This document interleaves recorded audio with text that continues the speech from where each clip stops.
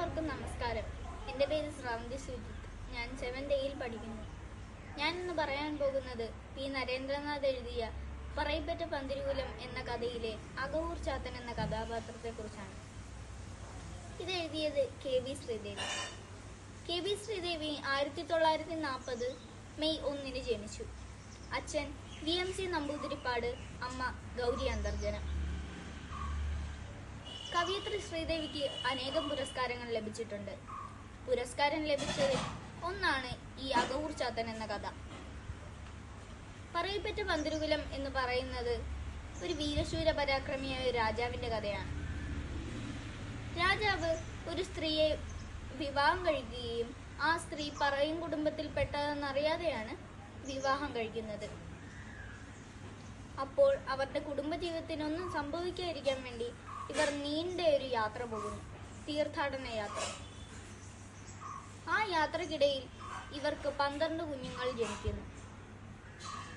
11 കുഞ്ഞുങ്ങൾ ജനിച്ചപ്പോഴും രാജാവ് വായുണ്ടോ എന്ന് ചോദിച്ചപ്പോൾ ആ സ്ത്രീ വായുണ്ട് എന്ന് പറയുമ്പോൾ വാകീറിയ ദൈവം അന്നം കൊടുത്തോളൂ എന്ന് പറഞ്ഞു. പക്ഷെ 12ാമത്തെ കുഞ്ഞിനും വായുണ്ടായിരുന്നു.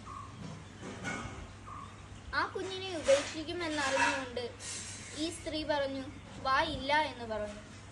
അപ്പോൾ തന്നെ ആ കുഞ്ഞിന് വായില്ലാതായി. ആ കുഞ്ഞാണ് ഇപ്പോൾ നമ്മുടെ പാലക്കാട് ജില്ലയിൽ വായില്ല കുന്നിലപ്പൻ ക്ഷേത്രത്തിൽ സ്ഥിതി ചെയ്യുന്ന വായില്ല കുന്നിലപ്പൻ.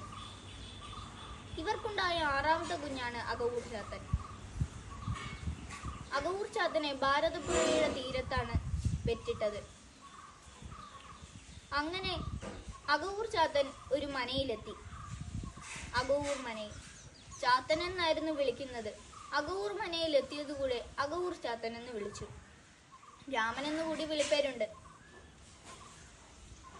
രാമൻ ആദ്യം ഒരു കൃഷിക്കാരനായിരുന്നു.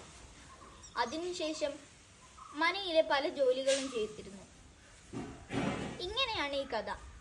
ഒരു സ്ഥലത്ത് ചെല്ലുമ്പോഴും രാമൻ ഓരോ ആൾക്കാരെയും കാണുമ്പോൾ ചിലവരുടെ നെറ്റിയിൽ ഒരു പ്രകാശം കാണുന്നു. ആ പ്രകാശം കാണുന്നവർ അവന്റെ സഹോദരികളുമാണെന്ന് മനസ്സിലാക്കുന്നു. അങ്ങനെ ഓരോരുത്തരെയും കണ്ടുമുട്ടുന്ന ഒരു കഥയാണിത്. ഇതാണ് ഇതിൽ അടങ്ങിയിരിക്കുന്നത്. എല്ലാവർക്കും നന്ദി, നമസ്കാരം.